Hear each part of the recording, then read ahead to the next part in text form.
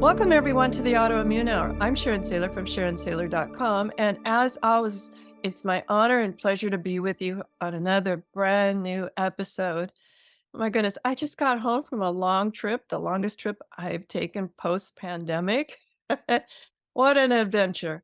Anyway, my friend Liberty and I talked about it on last week's show, and I'm still recovering here, but it's doing well when you're back in your environment and have the things that you're used to doing that continue to help you thrive. It's always so much easier. And tonight we have a very special guest, and we're going to talk about a wide range of things, but mostly on nutrition. I think a lot of us have a lot of questions, food sensitivities. I know that at the height of my condition, I was seeking out lots of messages and I got a lot of mixed messages and it got me very confused. So tonight we've invited BJ Hamilton, and she is an expert. She's known as the autoimmunity nutritionist. And that's also her website, the autoimmunitynutritionist.com. And after 25 years of suffering with multiple autoimmune conditions that affected her energy, skin, hair, and joints, BJ discovered after studying immunology and training as a nutritionist, and she uncovered the root causes of her own issues. And she was able to transform her health, and she now lives symptom free. So, this is a lady after my own heart. That's what I did. The reason I started the show here was I've got to learn everything I can because this is not going to be my end result. So, we'll get deeper into her bio, but I just want to be able to bring her on right away. So, welcome to the show, BJ. Thanks for being here. Oh, thanks so much for having me here, Sharon. I'm really pleased to be here to share my story with you. Absolutely. Let's share a little bit about your survivor to thriver story so people can understand how far you actually had to come. Yeah, so my story started actually when I was 7 years old, probably before that, really. But when I was 7 years old, my parents discovered a circular patch of hair loss at the back of my head. And I went to see the dermatologist and got diagnosed with alopecia areata. It was a long time ago, and not many people really knew what was causing it. We knew it was to do with the immune system, and my parents made a few little changes for me. So I started having eggs in the morning instead of cereal. But really, once the hair grew back, life continued. But unfortunately, it kept falling out again and again throughout my life until the last, say, 8 to 10 years, where I've been symptom free. But beyond the alopecia, so in my teenage years, I'll be honest, I wasn't eating the best diet. And I was at school and I was very motivated. I probably put a lot of stress on myself at school. I wanted to always achieve lots of different things and be involved in lots of different things. And then I developed psoriasis. And I had psoriasis all over my elbows, down my arms. It was very painful and itchy. And I saw the association at that point with having dairy because going right back to when I was a baby, the doctors thought I had a dairy allergy. So I'd always had this thing around dairy. And I noticed when I stopped having dairy, my psoriasis did improve. And I struggled with that for a long period of time through my teenage years and my 20s. I was also having lots of other strange symptoms like joint pain. I could never do long distance running. I just didn't feel like I had a lot of energy. And this was when I was only 15, 16 years old. And then when I finally did my A levels, again, I was doing chemistry, maths, biology. I was doing lots of revision. And I was actually going home in the middle of the afternoon and sleeping. And my parents were quite concerned. I'd go to the doctor, have lots of different tests. And after a couple of years, this is how long it took. So I was at university at this point, and I was studying. I actually went on to study a degree in biochemistry and immunology, focusing on autoimmune disease because I'd had several already. But the doctors at the time diagnosed me with a sister virus to the Epstein-Barr virus. That's all they really told me at the time. After this, I then went on to become an accountant. I went traveling and then came back and decided to completely transform my career from working in science to becoming an accountant. And again, more study, more pressure, working at the career ladder. And the fatigue and the joint pain and those types of symptoms got worse. I was still suffering with the skin and hair issues as well. And then after really 10 years of working as an accountant, I was finally diagnosed with chronic fatigue syndrome, which I would say was out of everything, the most debilitating. I was having tremors down my body. I wasn't able to live a normal life. I was coping 5 days a week, but then I was just completely exhausted on the weekend. I would sleep most of Saturday and Sunday and be getting home from work and going to lying on the sofa at 6 o'clock, absolutely exhausted. And from that, I was told that I needed to sleep more. I really didn't think that was the right thing for me. So I discovered nutrition and functional medicine. My brother had been diagnosed with multiple sclerosis at this point, and I just thought, actually, I want to put my science into practice. And I just thought nutrition was one of the best ways to do that. So I studied as a nutritionist. I learned about functional medicine. I became a member of the Institute of Functional Medicine, did all the functional testing on myself, changed my diet, changed my lifestyle. I would say that was absolutely key because I was always very driven and I wasn't giving myself much of a break, which I really focus on now. I have to focus on it because I just love doing lots of different things and I love my job. And so I do need to really focus on that restoration part. But I have now been symptom free for over 8 years. So after having those symptoms for 25 years, it has been, I feel better now at 40 years old than I did at 15. And I can be more from an energy perspective and a movement and exercise perspective than I've ever been able to do. So it just shows what you can achieve through making the changes to your diet and lifestyle. And I know you've had a similar experience.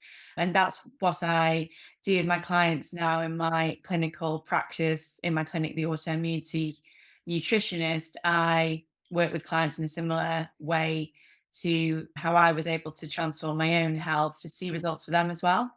Absolutely. And I know we've chatted before, and that was our one of our common bonds was okay, it's not fun, it's not easy, but stopping and taking a look at what you're doing and your lifestyle and working backwards and going, okay, what got me here isn't what I want to keep doing because I don't want to be here. So the whole idea behind this is, and it's not fun. I'm not going to make it sound like it's easy, but it's so worthwhile to self-examine what got you here, and then how do you get out of it?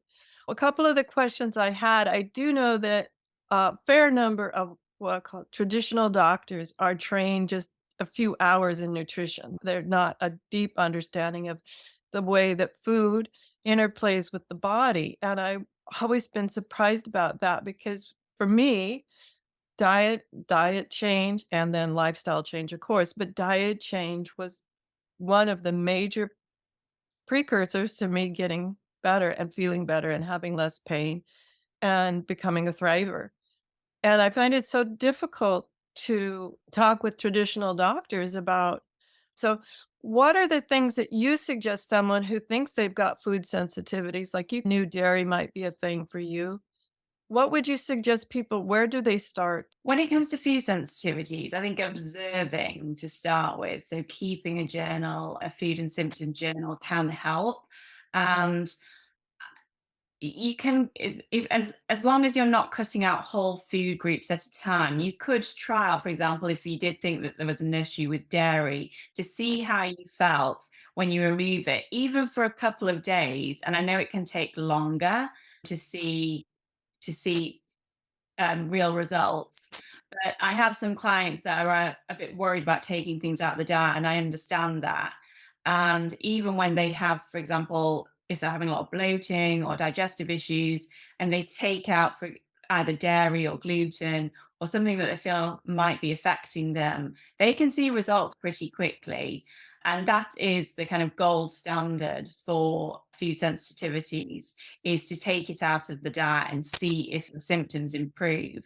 Now, I would always say to work with a health practitioner, because when we're removing dairy out of the diet or gluten out of the diet, and we just need to be aware of the nutrients in those foods that we need to bring back in. And that's how a nutritionist can help. But that is where you can start just observing and then try it. You could take it out of your diet to see how you feel. I would say for some of these food sensitivities, because gluten can damage the gut lining, it can take a lot longer to see improvements because the cells in the gut take 3 months to regenerate. So sometimes you're going to have to wait a bit longer, dependent on how those foods are affecting you. But then if you're working with a practitioner, you can do a food sensitivity test, which will look at whether you have auto antibodies, so antibodies to certain foods in the blood. And there is a lot of debate around the significance of those antibodies in the blood and whether they are the trigger of your symptoms or an autoimmune disease.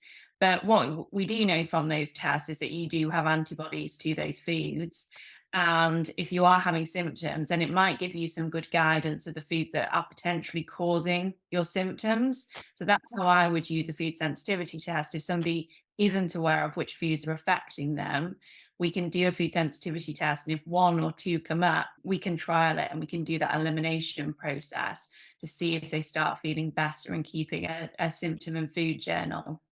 Absolutely. I've done both of those, and what I found was interesting is some practitioners would take out whole swaths, like no dairy, no lectins, no nightshades, whatever, and sometimes multiple of those all at the same time. You're like, okay, what do I eat?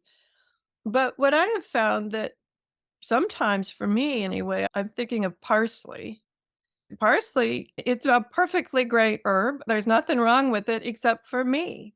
It was interesting. We didn't need to take out any of the other things that are related, any other herbs or anything like that. I'm not a scientific plant person, but it was very fascinating to me that parsley tended to give me migraines.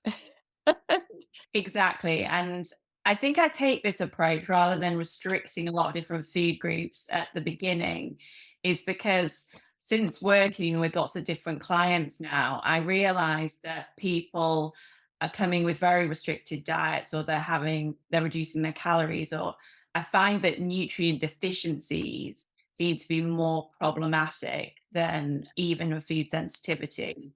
And a lot of clients will come to me when they've either gone through and been dieting for whatever reason. So they've been having a very low calorie diet with very little nutrients, eating beige foods and but very low calorie at the same time. And then I will have people come to me on some form of restricted diet, but not doing it in the way I think the diet was intended, doing it over a very long period of time, which I see with the autoimmune paleo protocol as well. I use it in my clinic with certain clients when I feel like it's necessary. But I think sometimes people can stay on it for a long period of time, not think about some of the foods they're taking out and making sure that they're fully replaced in the diet. So that's why I don't always just restrict one thing. And I'm similar to you in the fact that my main food that was triggering me is part of the nightshade family, but it was specifically chili. And chili was a food that I was eating all the time. I would have it on my scrambled eggs in the morning, I'd have it on my salad at lunch, and I'd have it in my dinner. I loved chili. And then when I did the AIP protocol myself, I then introduced chili after a month and I had such an extreme reaction. And since then, I have tried to reintroduce it, but if I had a meal that had a lot of chili in it, I would definitely have a reaction. And I always think over time, if I'd been eating that for 10 years and it was causing me that reaction, that's probably done a lot. And that probably creates a lot of issues in my gut and likely bad at my immune system. So just taking that one thing out, like you were saying with parsley, has probably been transformative for my health. And it's to finding those ones that are that way. When I got that feedback about the parsley, I rolled my eyes because I didn't really know I ate a lot of it, but you don't think about it if it's just sprinkled on your salad or something that you ordered at a restaurant. So I followed a elimination protocol that we begin to add things back on, and I was noticing my inflammation went way down. I was noticing my joints were softer and easier and not painful and all sorts of things until one night I went out to dinner and I didn't see a lot I could eat, but a sweet potato. And so it came and it had something green sprinkled on it. I didn't even think about that. And I just wiped it off with the back of a spoon. Didn't even think about it, but I was shocked that I don't know, this is the science of Sharon. There was a few molecules left of something because the next morning I woke up with a massive migraine. Oh, I wow. I called my nutritionist and she said, "That's just great news." And I'm like, "Not really. I've got a headache." It says, "No, it's really great news." Because let's just imagine you were like 95% inflammation when we started. And now what this because you had this very quick reaction, it's telling us that your inflammation is way down. So that's good news. And it was this too shall pass. Once it got out of the system, I felt better. But that was that moment where I had that light bulb moment with, okay, this is really serious. Even though it wasn't fun to go through about 24 to 36 hours of a headache, it was that moment where I went, okay, stop fooling around, take this seriously. Yeah, and I would agree with your nutritionist. I would be very happy with that result with my clients or with myself. You learn so much. Unfortunately, sometimes you have to go through pain to learn things, but at least you know that now. And hopefully you haven't had many migraines since. I talk about being symptom free, but the reality is it'll happen occasionally. And to be able to know, oh yes, I was exposed to mold or I used that chemical or I ate that meal. And knowing that is quite empowering. And you know that it's not going to affect you for the long term. It was just a little blip along the way. Absolutely. And as I mentioned in the opening, I'd been traveling for several weeks. And so I was exposed to a lot of things that I wish I hadn't been. And one of the things I noticed was it is even in this day and age where I think a lot of people talk about food sensitivities, maybe too much. And like I said in the opening, throwing out whole food groups, but it's hard to find places to eat out. It was difficult Yeah, for me to come up with menu items that I could eat. And so I travel a lot with a bag full of my own foods just in case. me too. So we keep a food journal and we get to probably intuitively have some ideas. I think food journals were hard for me in a bit of a way because at a meal, it's a mixture of food, a salad with a variety of vegetables and then maybe a protein. And so it was always a little difficult for me to go before the testing to go, oh, it was XYZ. And are there tips on understanding when we keep this food journal? Do we get the testing along at the same time? Because I always got confused what part of this meal just made me wake up in the morning feeling really stiff and sore.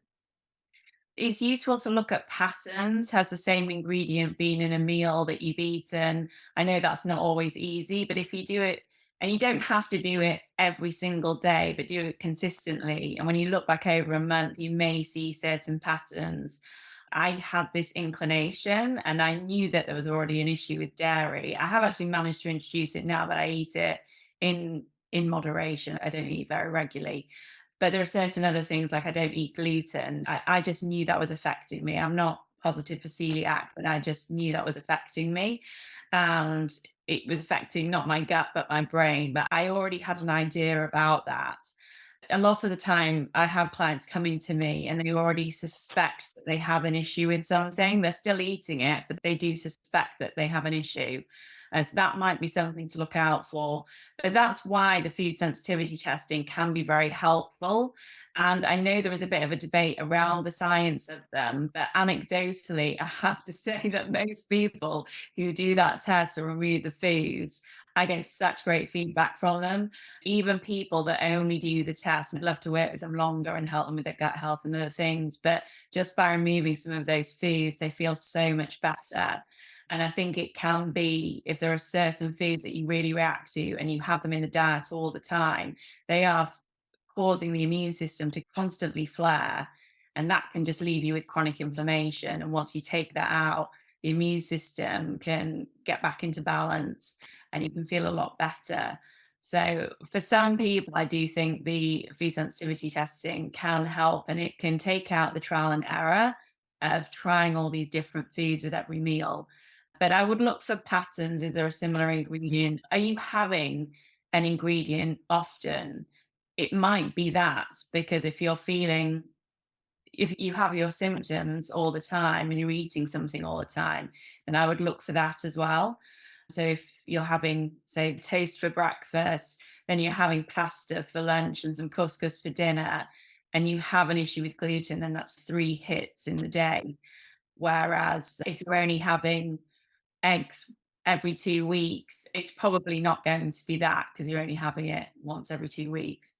It's just observing. I think observing yourself and observing what you're eating and observing your life as well can be really powerful for you to start taking action in your health. I find a lot of the time clients coming to me, they haven't thought about any of these things. And once they have the awareness of it, they then make the changes themselves. I want to know if this is an old tale or not, but someone once told me that the more you crave a food, not just eat it consistently, but really crave it, you might be sensitive to it. Is that true or maybe true?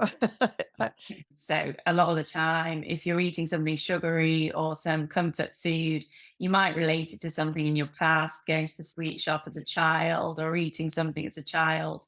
And that gives you that safety and that support feeling when you're going through times of stress or you feel like you need a treat.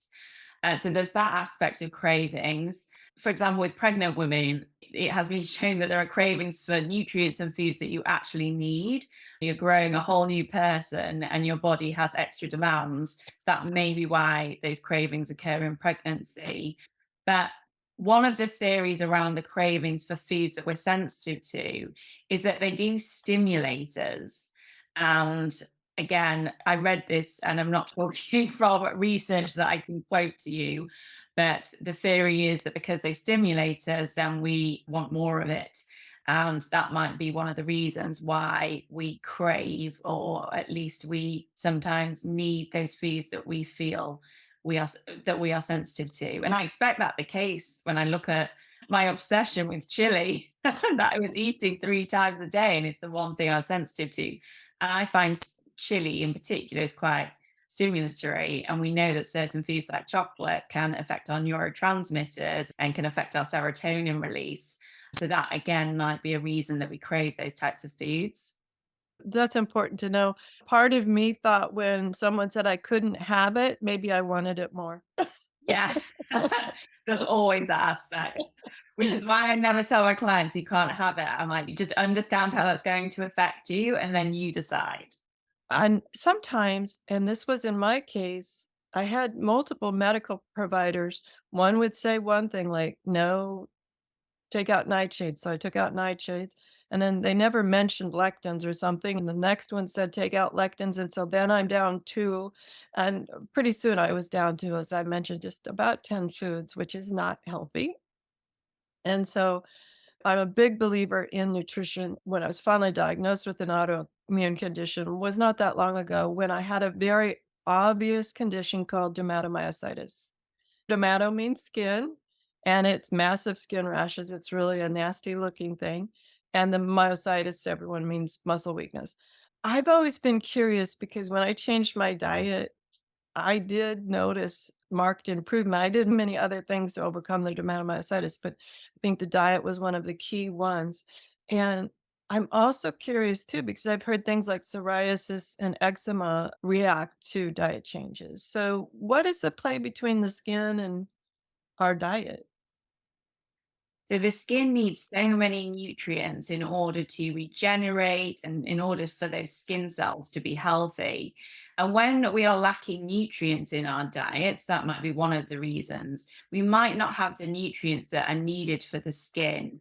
And some of the key nutrients that are needed for the skin are retinol, so the active form of vitamin A, vitamin D, our omega 3s, the things that are mainly found in animal foods and oily fish. And that can be lacking in a lot of diets. And I find a lot of people who will come to me have some nutrient deficiencies, and we can look through their diet and decide whether it's coming from diet. And it would be great if it was as simple as that. But a lot of the time, people have tried a lot of different things by the time they come to me. And as much as eating those nutrient dense foods is very important, and it sounds like some of the foods that you took out were the less nutrient dense foods. So you brought in more nutrient dense foods to eat as a result of that, I expect. But one of the issues can be absorbing and breaking down those foods, and then your cells to be able to utilize those nutrients. So, if those aspects aren't optimal, then you can have a nutrient deficiency, even if your diet is nutrient dense. And that's when you need to look at the gut health. And the gut and the skin is very much interlinked. And when we have imbalances or dysbiosis or certain bacteria in the gut, one, it can cause what we call leaky gut syndrome, so an increase in intestinal permeability. And if you have any bacteria that shouldn't be in the gut, so like streptococcus, staphylococcus, those bacteria can get into the bloodstream, and there is evidence to suggest that those bacteria can then affect the skin, and it can cause an inflammatory response at the skin. So the fact that your gut isn't optimized, that can cause an inflammatory response by letting in certain particles, and it can let in foods. So when we're looking at food sensitivities, it may be that there's a breakdown in the gut barrier functions. It's letting more food particles in. And once you work on the gut, you normally find that food sensitivities will go down, and also that inflammatory response will go down. And then the other aspect is how well you are digesting those foods, because a lot of the vitamins and nutrients needed for skin health are fat soluble. So if your liver health is impaired, your gallbladder, your other organs that support your digestion aren't working optimally, then again, that can affect how well you're breaking down fats and proteins.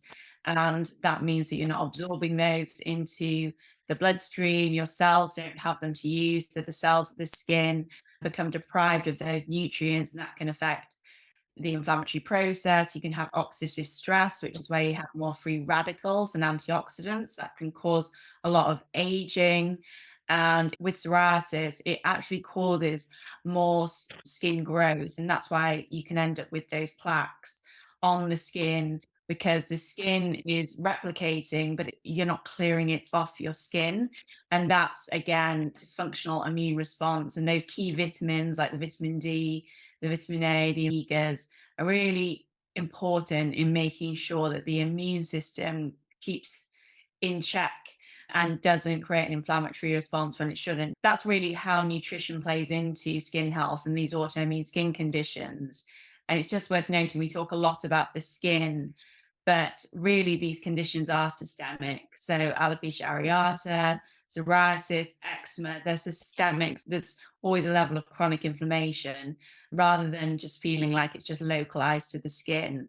And that's why I always work on really from an inside out when I'm working on somebody's skin health rather than just looking at topical treatments. I'm glad you bring that up because that's the first thought, especially with, I'm going to put in air quotes, simple things like a childhood eczema. The first thing that a lot of people recommend is, oh, just put a salve on it or whatever, and not looking at the child's diet. And that's always surprising to me that because it only makes sense that it's the systemic problem. It just didn't pop up like a bug bite on your skin.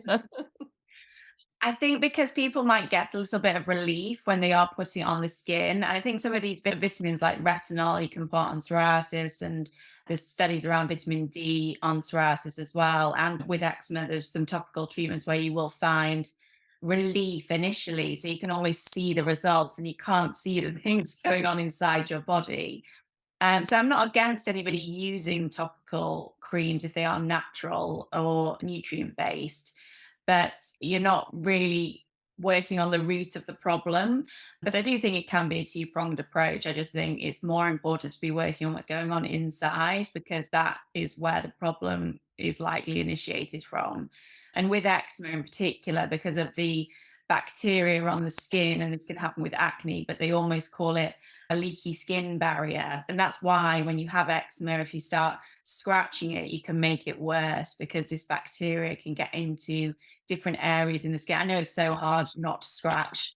I've had psoriasis and acne, but I've had lots of other issues with my skin over the years.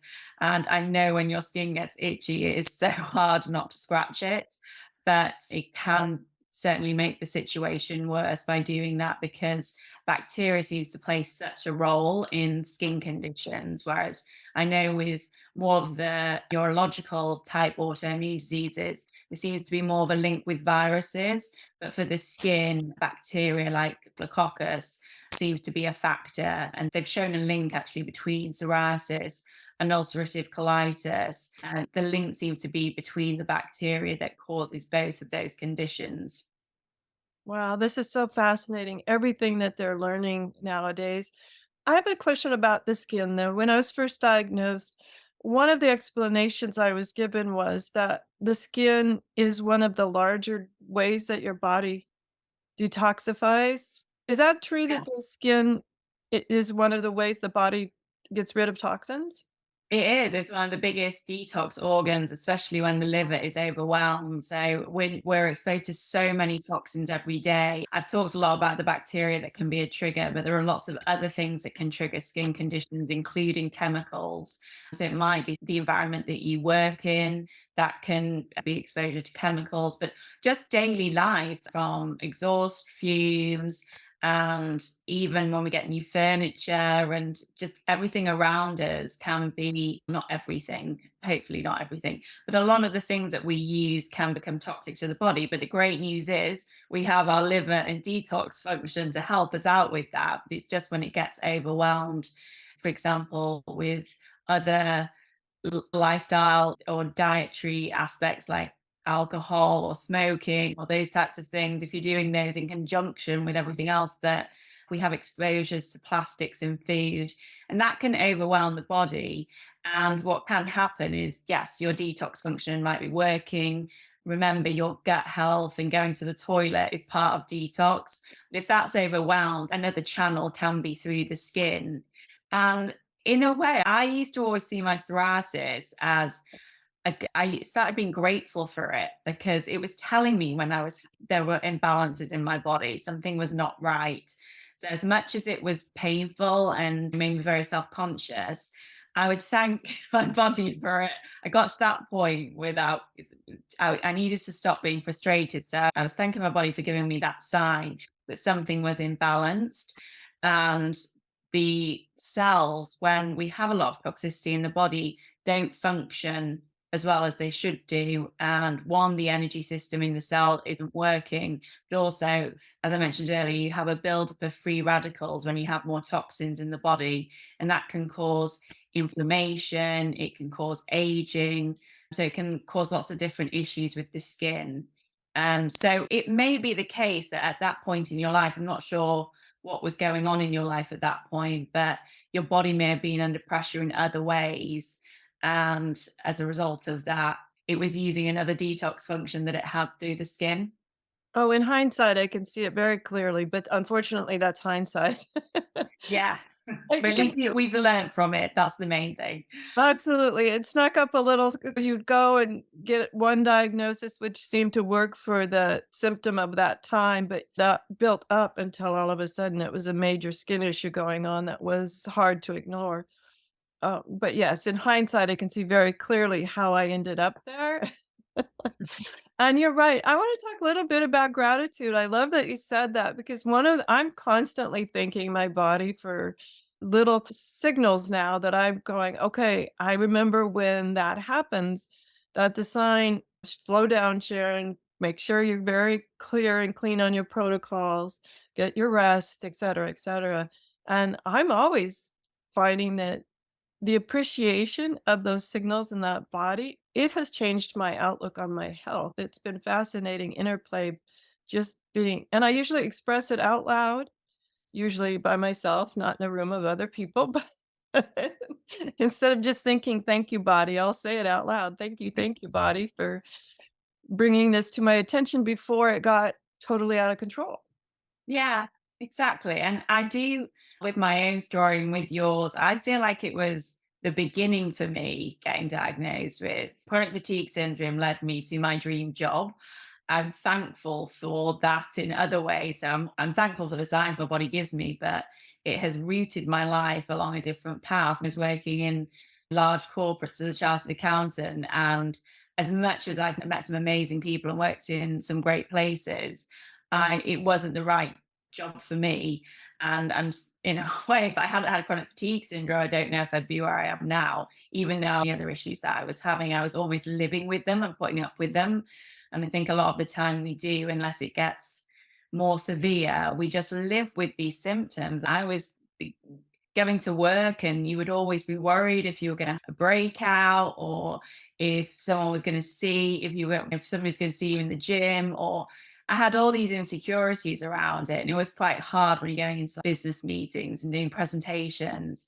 So that part was quite difficult at the time. But I do look back, and as I said, I am really grateful. It was the beginning for me rather than the end. And I know a lot of people, because I have a free Facebook group, and a lot of people sharing there, they feel like this was the beginning for them rather than the end point. So I do feel like, yes, your life, it's likely going to have to change, but it will, for me, and I see my clients going through this, it changes for the better rather than for the worse. And it's fascinating. I feel that same way too. I certainly wouldn't be doing the autoimmune hour. I think I knew the word, but it meant nothing to me because I hadn't researched it or thought about it other than just at a passing part of my vocabulary until I was diagnosed. And then I'm one of those people like you that throw myself into, okay, I need to figure this out. And I too was putting up with certain symptoms just because I don't know, maybe I just got used to them? It's sad to Yeah. say that, but you learn to ignore them even though in hindsight that was I shouldn't have been ignoring them, but they were small enough I could manipulate my life around them. Yeah, and I see that happening. And sometimes people don't feel like their symptoms are bad enough to go see a doctor. So they don't know what else they can do. So they just put up with it. And they can put up with these symptoms. I did for years. And it's just, oh, that's just me. That's just the way I'm going to be. And it was unfortunate that I had to get really to the point of having quite severe chronic fatigue syndrome to see that I had to make those changes. But by dealing with that, it helped with all my other symptoms anyway.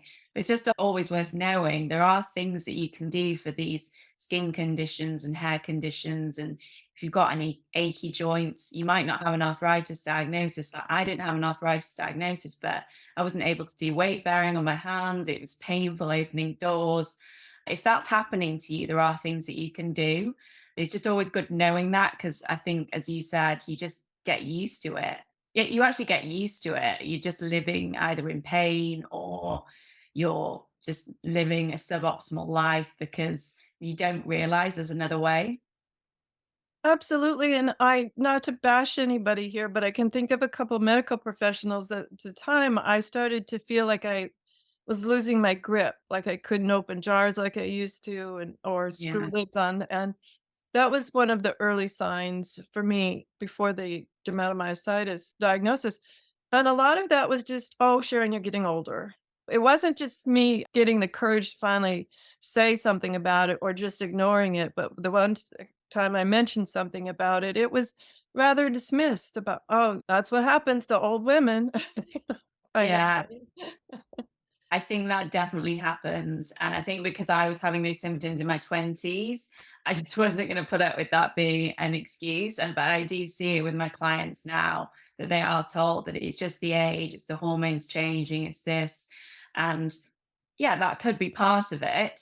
But once you get everything in balance, you're able to cope with these transitions and things that happen as we get older. And I would always say that I'm feeling better with age. I'm sure there's a point where there is wear and tear going on in our bodies all the time, but I'm feeling better with age. So I don't ever take that. If somebody comes to me and says that's the reason for something, I try and work with them. I'm hoping that most people that I work with, or most people that I come into contact with, are doing things so they can feel better. And that's my main goal for myself as well. And I want to point out that for me, and I'm curious to know about your clients, for me, it started out slow as I made the changes to my diet. Got quite radical and made a lot of changes at once, which I'm not sure I recommend because I wasn't sure which ones were helping and which weren't. But It started out slow, but it was like soon as my body got to a specific point of healing, then it happened very rapid. I don't know if it's like a tipping point to where all the inflammation gets calm enough that all of a sudden it's okay, we're over that hi hump of that healing thing. It didn't happen overnight for me. It was like I didn't take out something and the next morning feel miraculous. I very rarely see that. I do occasionally when I make changes to myself. It was when I moved to London at about 30 years old, and I started making these changes. And initially, in the first 6 months, I was feeling 50% better. So it was quite a drastic improvement. But from that 50% better, I was almost the opposite. I felt 50% better, but then it took maybe a couple of years, if I'm honest, to be completely symptom free. And I woke up one day and I just thought the fatigue is just completely gone. And I had no other symptoms. I hadn't really been tracking it, and I wish I had, but I just knew that I hadn't had them for such a long time. And then when I got married 8 years, I always know that it was when I got married that I was at the point of being symptom free. So I always said, yeah, definitely it's been 8 years. But yeah, so mine was a bit slow. And then with clients, I see clients normally start with in for 3 months. So I normally find that my clients, if they're going to progress, they progress within that 3 months. Then they might have the tools that they need to continue on, or they re-engage at that 3 month mark. And it really depends on how complex the issue is. Is it a food sensitivity? Is it something going on in the gut? Is it something at the cellular level? Is it hormone imbalance? And then you have to dig a bit deeper sometimes. You might have to look at mold toxicity, heavy metal toxicity, and those things do take longer. And so it just really depends on what the root cause is, and it's different for everybody. I'm glad you brought that up because sometimes my healthcare professionals would have to remind me, don't give up yet. Stay the path. Getting some outside motivation definitely helped because it sometimes you're like, why am I doing this after a couple of months? For in my case, it was like, oh, it became, I'm tired of this. I'm tired of doing it. Having some outside motivation, don't give up. Keep going for it. You're doing Yeah. great. Or reminding me where I started. That was interesting for myself was I remember a doctor told me one time, it was like, I was complaining about certain things, and she said, "Sharon, I know, but let's look back." And she pulled out the record and she said, "You were way down here, and now you're way up here. And yes, maybe you slipped a little bit, but you're not way down in that valley that you were in when we first started." And that was helpful to see those little incremental steps that somehow, when it's you doing them, you don't notice them as much as somebody from the outside observing might notice. No, you don't. That's such a great thing to do. And I'll certainly be recommending that to my clients because, and I wish I'd done that. I just got lost in the process. I was just get being consistent.